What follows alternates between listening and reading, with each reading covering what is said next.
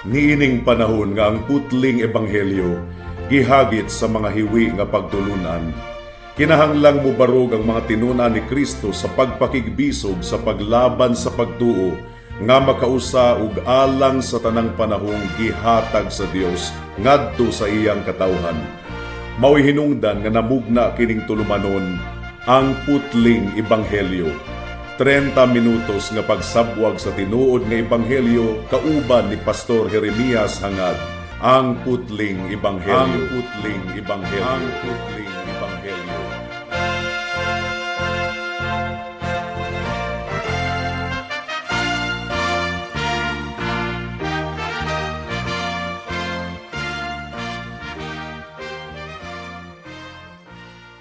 Special greetings sa tanang mga regular nga tigpaminawan sa atong panagsibya dinhi sa kahanginan ug espesyal usab nga pagpanimbaya sa akong 97 years old nga lolo nga si Lolo Isabelo Lauri Sr.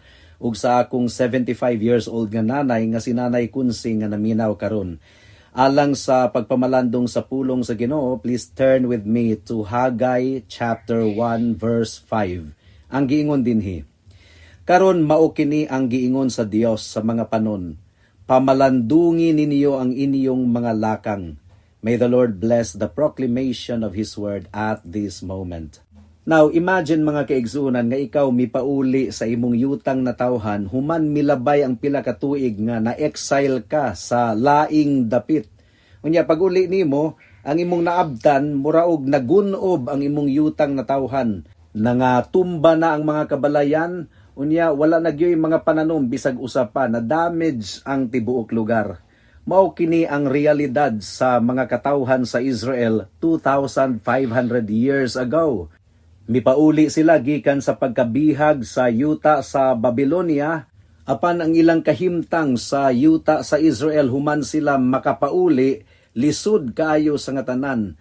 Ang panahon lisod kaayo, dili maayo. Ang ilang mga pananom wala gayod nagkadimao, unya ang ilang pangwarta lisod kayo sa nga tanan, gaatubang sila kanunay og dako kayo nga problema. Now naturally, ang ilang focus mao gayod ang pagsugakod, mao gayod ang pagsurvive, pagpangita og kwarta.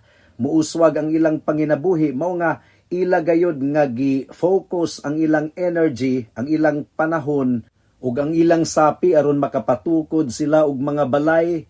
Unya mahimong hapsay ug hamugaway ang ilang kinabuhi.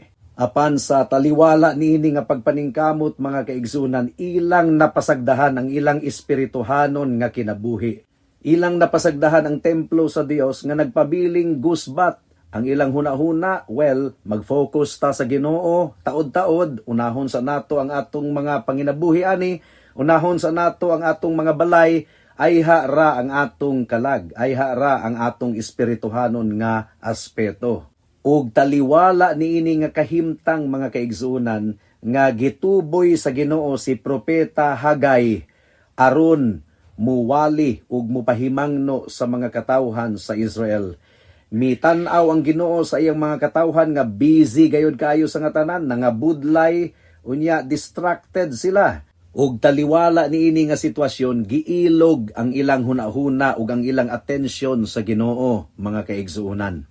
Gibulabog sa Ginoo ang ilang mga schedules, gihagit sa Ginoo ang ilang mga priorities, ug naghatag ang Ginoo og kusog kaayo nga wake up call, pahigmata.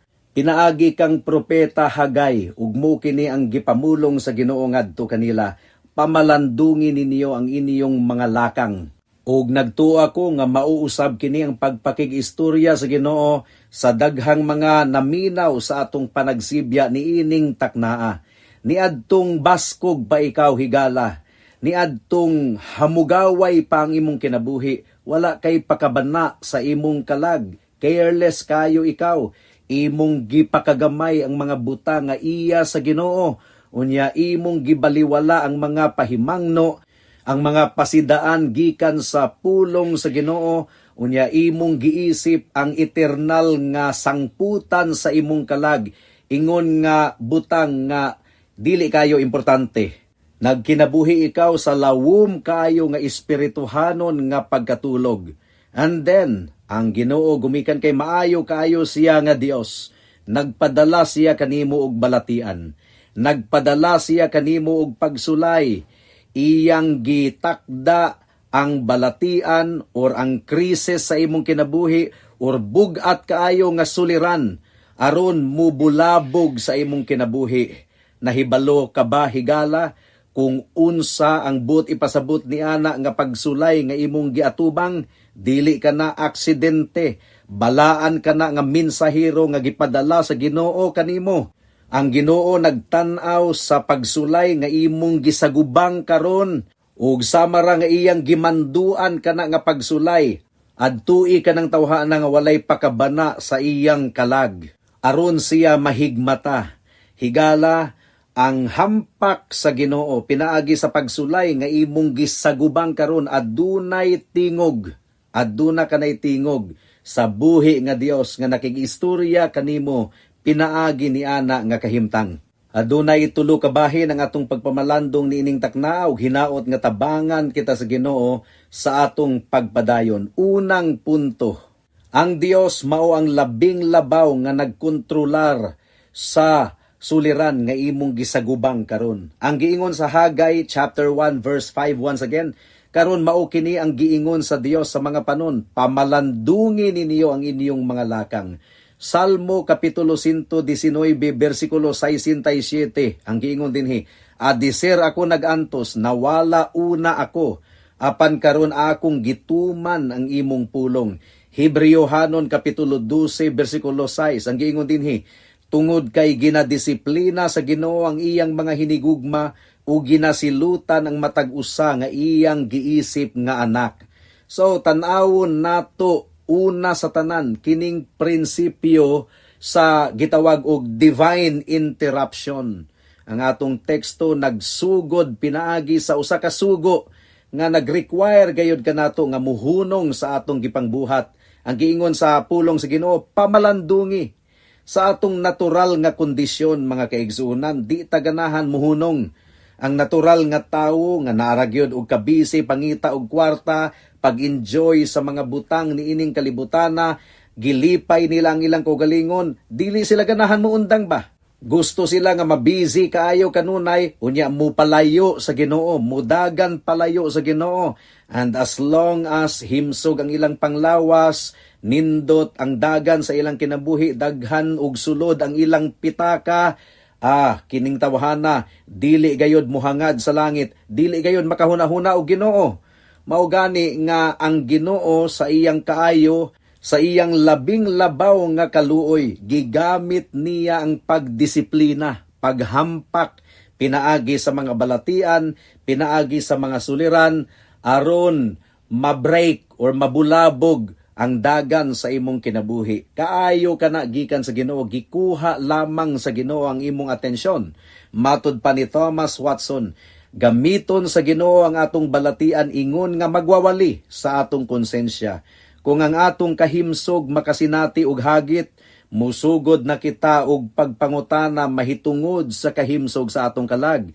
Ang kalisod mao ang diamante nga mubuak sa bildo sa atong mini nga seguridad. Ang Dios nagpailob og dugay kayo kanimo higala.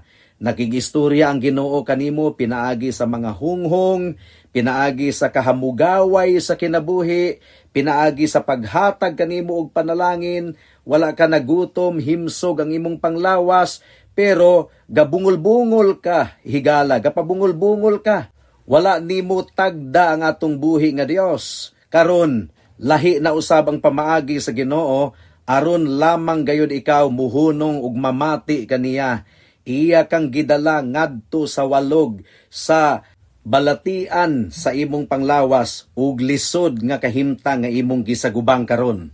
Hinaot nga kini nga kamatuoran mudulot gayod sa imong hunahuna niini nga takna mga kaigsuonan. Ang Dios nakigistorya kanimo karon, nakigistorya siya kanimo kaniadto sa kahimtang nga hamugaway, apan wala nimo siya tagda, karon nakigistorya ang Ginoo kanimo pinaagi sa lisod nga kahimtang, aron ikaw dili niya masilutan sa eternidad. Mas maayo nga makasinati ka karon og kalisod kaysa masinatian nimo kini hangtod sa kahangturan walay katapusan didto sa impyerno. Giuyog sa Ginoo ang imong lumalabay lamang nga mga pundasyon niining taknaa aron ikaw muduol ug mudangup kaniya aron malikaya nimo ang walay katapusang silot sa iyang paghukom didto sa impyerno. Mao kadto ang unang punto. Ang ikaduhang punto, atong sabton ang tawhanon nga laka nga mao ang nag-aghat sa Ginoo nga mubuhat na og aksyon aron ikaw iyang bitaron. Ang giingon sa Isaias kapitulo 53 bersikulo 6, ang giingon dinhi, kitang tanan sama sa mga karnero nga nawala. Matag usa ka nato mitipas sa iyang kaugalingong dalan ug gipapas-an kaniya sa Ginoo ang tanan natong pagkadautan. Jeremiah chapter 17 verse 9. Ang giingon dinhi, ang kasing-kasing limbungan kaayo kay sa tanang butang ug hilabihan kadautan, kinsay makasabot niini. Proverbs chapter 14 verse 22. Ang giingon dinhi, adunay dalan nga murag tulid sa usa ka tawo, apan mga dalan nga padulong sa kamatayon ang utlanan niini. Karon, unsa may tumong niining atong gihisgutan karon? Ang giingon sa atong teksto sa Dios, pamalandungi ninyo ang inyong mga lakang. Wala miingon ang Ginoo nga pamalandungi ninyo ang lakang sa inyong silingan or pamalandungi ninyo ang inyong kahimtang. Ang giingon sa Dios, pamalandungi ninyo ang inyong kaugalingong lakang. Nakigistorya ang Ginoo sa individual nga mga katawhan, sa individual nga kalag. Ang giingon sa Ginoo nga i-review nimo higala ang dalan nga imong gilaktan, ang mga choices, ang imong mga gipili nga mga butang, ug ang mga sekreto nga motibo nga mo'y nagdumala sa imong kinabuhi. Kung atong tugutan nga ang balaang kasulatan mao ang magsilbing flashlight or kahayag aron masusi ang atong kinabuhi, ang resulta niini honest gayud kaayo nga pagsusi nga walay limod-limod. Adunay upat ka pamaagi nga gi-describe or gilarawan sa Biblia mahitungod sa imong lakang higala. Una, ang imong mga lakang hiwi. Wala kini namandui sa tulid nga dalan sa balaod sa Ginoo. Ang imong lakang pulos lamang self-interest ug ang imong moralidad hugaw kayo atubangan sa Ginoo. Ikaduha nga pag-describe sa Biblia mahitungod sa imong kinabuhi higala, ang imong mga lakang dautan. Bulgar kaayo, dayag kaayo sa nga tanan nga ikaw mirebelde batok sa balaod sa Dios, batok sa iyang pagka-Dios. Ikatulo nga giingon sa Biblia, ang imong lakang daghan kaayo og mga tunok, daghan kaayong mga pagkadismaya, daghan kaayong pagkabalisa, ug wala gayoy katagbawan niining kalibutana. Ikaupat nga description sa Biblia mahitungod sa imong kinabuhi, ang imong dalan nga gilaktan musangput ngadto sa walay katapusang kalaglagan. Matagtikang sa imong mga tiil, nagkaduol gayod ikaw sa impyerno higala. Mao kana ang description sa imong kinabuhi, ikaw nga wala pa diha sa atong Ginoong Hesukristo.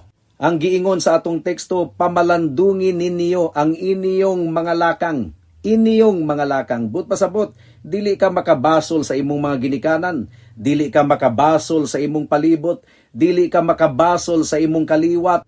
Ang imong mga lakang, imo man ka nang gipili higala. Og nagpadayon gihapon ikaw sa paglakat sa imong mga lakang, bisan pag ang imong konsensya misinggit batok niini. Matud pa ni John Gill, ang iyang giingon, ang paghuna-huna sa atong mga lakang mao ang pagpamalandong sa mga agianan sa atong mga tiil. Pagtimbang-timbang kini sa atong mga aksyon sa timbangan sa sanktuaryo ug pag-ila nga ang atong kaugalingong pagkamatarong mga hugaw lamang nga mga trapo. Paghugno kini sa tanang tawhanong garbo. O gani nga kinahanglang tubagon kini nimo higala kini nga personal kaayo nga pangutana. Imo na bang gigakos ang pulong sa Ginoo, ang Biblia ingon nga bugtong nga giya sa imong kinabuhi? Ang kahimayaan ba sa Ginoo mao ang motibo sa tanang mga butang nga imong gibuhat? Giunsa nimo pagtagad ang imong Biblia? Unsa ang imong gibuhat alang sa imong kalag? Kung honest gayud ikaw atubangan sa Ginoo mahitungod sa kamulong nimo nga balatian or kamulong nimo nga suliran higala, kinahanglang ang kunon nimo nga imong gitangtang ang pagampo sa imong kinabuhi, nga imong gibaliwala ang ebanghelyo ni Kristo, nga imong gipakawalay bili lamang ang pagpailob sa Ginoo sa imong kinabuhi. Imagine nga dunay usa ka bata nga murag wala sa iyang hunahuna nga mitabuk ra diretso sa dalan nga wa gyud gatan-aw nga aduna day pedicab nga nagpadulong. Ga-focus siya sa iyang padulngan pagtabuk sa kalsada, wa ra gyud siyang hunahuna. Hangtod nga nakuratan lamang gayud siya kaayo, gumikan kay ang pasahero sa pedicab mituklod sa iyang ulo, unya nahayang siya padaplin sa kalsada. Nakuratan kayo siya sa katanan. Apan kung wala siya tuklura sa pasahero, kung nagpadayon siya sa iyang murag galatagaw nga hunahuna, patay na unta siya. Ingon ini ang imong kahimtang karon higala. Basin og galatagaw ang imong hunahuna, wa gyud kay pakabana sa imong kalag. Gituklod ka sa Ginoo, iya kang gihatagan og balatian ug suliran aron ikaw mahigmata, aron imong pamalandungan ang imong lakang, aron dili ka madayunan sa pagkatambog ngadto sa impyerno. Ug mudangat na kita sa ikatulo katapusang punto, ang hustisya ug ang kaluoy sa Dios. Ang giingon sa Psalm chapter 130 verse 4, ang giingon dinhi, apan diha kadimo adunay kapasayloan, aron mahimo ikaw nga kahadlukan. Well, mga kahigalaan, kini nga sugo sa Ginoo kanimo nga imong pamalandungan ang imong mga lakang, wala kini gihatag sa Ginoo kanimo aron ikaw ituklod ngadto sa despair or tumang kaguol nga walay solusyon. Ang imong kahimtang nga gisagubang karon imbitasyon sa Ginoo gikan sa iyang maluluyon nga kasing-kasing nga ikaw mudangup kaniya, nga imong pamalandungan ang imong mga lakang ug imong isurrender ang imong kinabuhi ngadto sa Dios. Una, ang hustisya, kinahanglan nga imong pamalandungan, kinahanglan nga tataw kaayo kini sa imong hunahuna ug kalag karon higala. Kinahanglang matatak kini sa imong alimpatakan nga ang Ginoo nagpabiling matarong, nagpabilin nga balaan, bisan pag iyang itambog ang tanang mga tao sa impyerno. Adunay katungod ang Dios nga mubuhat niini, gumikan kay ang tanan nakasala, makasasala ang tanang katawhan ug takos sa pagsilot sa Ginoo. So kung mo decide ang Ginoo nga silutan tang tanan, itambog kita sa walay katapusang silot, ang Ginoo nagpabilin nga matarong.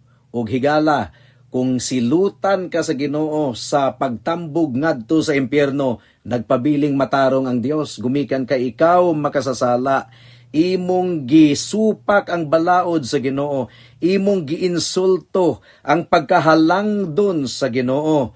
Takos ikaw sa tunglo ug kapungot sa Dios.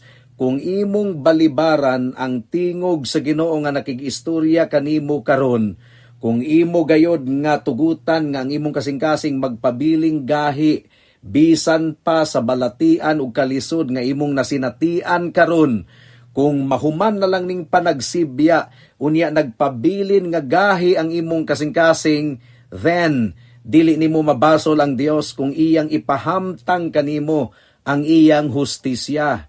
Pero paminawa kinihigala ang maayo kaayong balita sa Ebanghelyo. Ang Dios nagmugna og pamaagi nga siya magpabiling matarong ug manluluwas usab, nga ang sala masilutan apan iyang ihatag kanimo ang iyang kaluoy.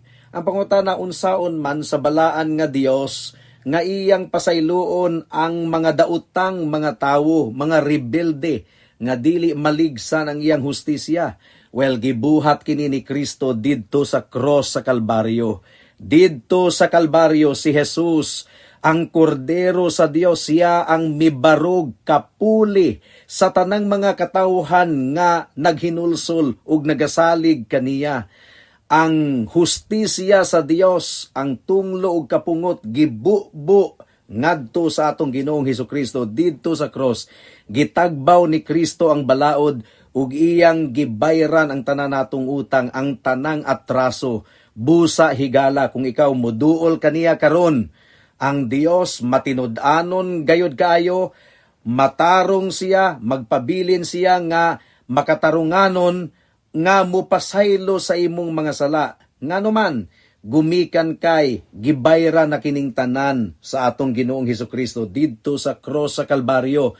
Pinaagi sa gibuhat ni Kristo ang Dios na himong matarong ug matinud-anon or maluluyon or manluluwas at the same time. Ang giingon sa Romans 3:26, aron mapamatud-an sa kamulong nga panahon nga siya matarong ug aron mahimo siyang hingpit ug tighingpit sa tawo nga adunay pagtuo kang Hesus. Ikaduha nga dapat natong pamalandungan, ang kaluoy sa Ginoo mao ang nakig-istorya kanimo karon nga imo kining i-consider higala. Ang atong Dios luya kaayo nga masuko. Pasensyoso kaayo ang atong Ginoo, abundansya siya sa kaluoy. Nasayod ang Ginoo sa tinuod nga kahimtang sa imong kasing-kasing, nasayod siya nga ikaw walay pakabana sa pagkamatarong ug walay pakabana sa iyang balaod, sa iyang sugo. Ang Dios lamang ang nakasabot kung unsa gayon ang buot ipasabot sa walay katapusang pagsilot ug pagantos didto sa impyerno. Mao gani nga ang Ginoo naghangyo kanimo karon, nanawagan kanimo karon nga ikaw makig-uli kaniya pinaagi sa iyang anak nga si Hesukristo. Gumikan kay nasayod gayod ang Ginoo nga alaot gayod kaayo ikaw kung dili ikaw makig-uli sa Dios karon. Ang giingon sa Isaiah chapter 1 verse 18, ngari kamo karon ug mga tarungan kita sa usag-usa, nag-ingon ang Ginoo, bisan pa ug ang inyong mga kasalanan sama sa dagtum pula, mahimo silang puti sama sa niebe. Bisan pagpula kini kaayo, mahimo silang sama sa balhibo sa karnero. Mao kini ang saad sa Ginoo kung ikaw muduol kaniya higala ug maghinulsol. Well, kung ikaw anak sa Dios, unya nagatubang ikaw, nagsagubang ikaw og kalisod karon, balatian, ayaw pagbagutbot, ayaw pagreklamo sa probidensya sa Ginoo sa imong kinabuhi igsuon. Isipa kini nga kahimtang ingon nga balaan nga pakig-istorya sa Ginoo kanimo karon. Pangutana ang imong kaugalingon, unsa kay mensahe sa Ginoo kanako no? Pinaagi niini nga balatian or pinaagi niini nga kalisod? Basin og aduna ako'y mga compromises or basin og nahulog ako sa pagpakasala nga wala na ako mamatikdi, basin og mibalik na ako sa akong karaan nga mga sala. So gamita kini nga higayon sa pagpamalandong igsuon ug i-align ang imong kinabuhi sa kabubuton sa Ginoo. Kung ang imong mga lakang murag mitipas gikan sa balaod sa Ginoo, ayaw na paglangan-langan.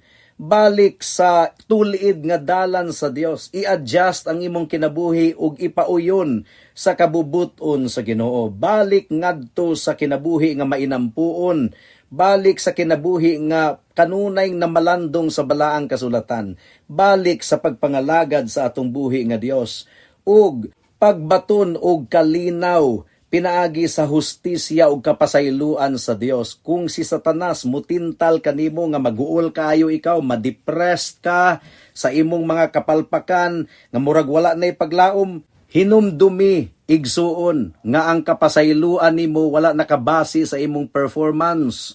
Ang Ginoo mo pasaylo kanimo gumikan kay gibayra ni Kristo ang tanang silot sa imong sala didto sa cross sa Kalbaryo. Ang imong kaluwasan sigurado gayud kaayo gumikan kay gipalit kini sa atong Ginoong Hesukristo. Now, sa mga higala nato nga wala pa diha kang Kristo, kinahanglan gayud nga muapilar kita sa inyong kasing-kasing. Nadunggan na nimo kini nga wali, imo nang nadunggan ang diagnostic analysis sa imong mga lakang, ug ikaw nailalom sa tunglo ug kapungod sa Ginoo, basin gani og gidisiplina ka sa Ginoo karon, gihampak ka sa Ginoo karon. Well, ayaw kinig baliwala higala. Makalilisang gayud kaayo kung magpabiling gahi ang imong kasing-kasing, magpabilin nga tig-ah. Wala gayud ikaw masayod kung kanus-a ka kuhaon sa Ginoo higala.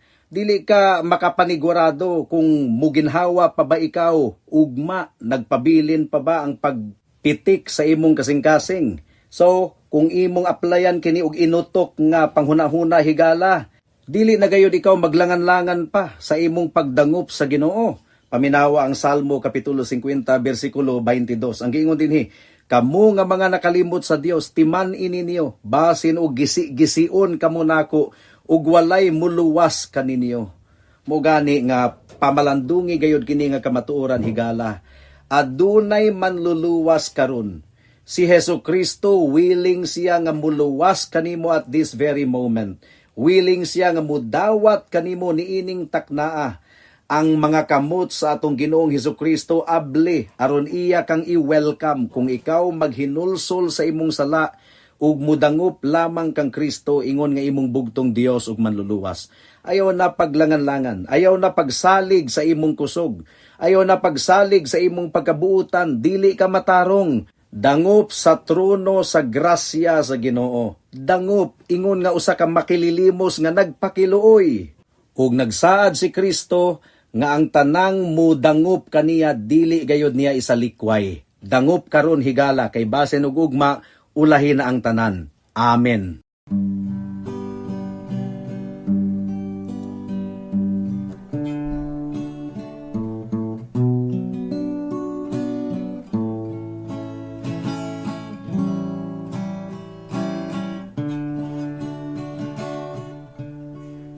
Kung maangkon mo ang tanan nga bahandi, kung matukod mong palasyong habog kaayo,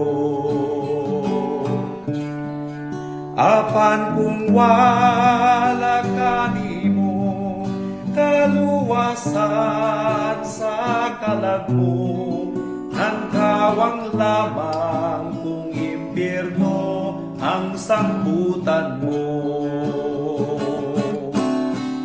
Hangtod masayran kung grasya nga andam nga ihatag niya, kaluwasan sa napukan tungod sa kasalanan. Hangtod mo duol ka sa Dios, ug musalig lamang kang Jesus, nang kawang lamang kung malaglag ang imong kalag. Kung mulang mo'y kasatanang kasalanan, sa mga bisyong tanang kahilayan,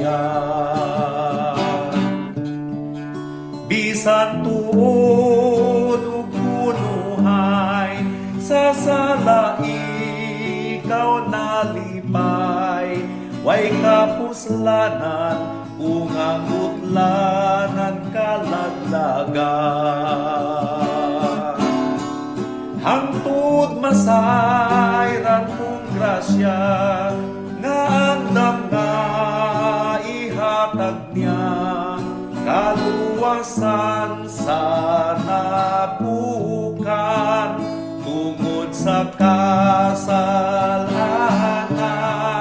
Hangtod mo duol ka sa Dios, ug musalig lamang kang Jesus, nagkawang lamang kung malaglag ang imong kalag. Hangtod masayran mong grasya nga andam nga ihatag niya, kaluwasan sa napukan tungod sa kasalanan.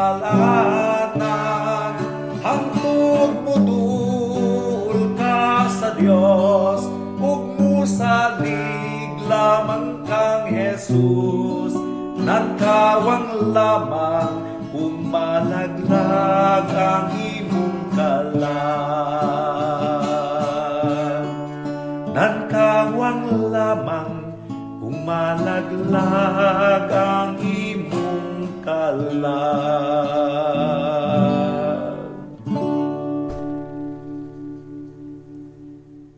Alang sa duga nga mga pangutana, mahimong mo text kang Pastor Jeremias hangad sa 0935-744-3030.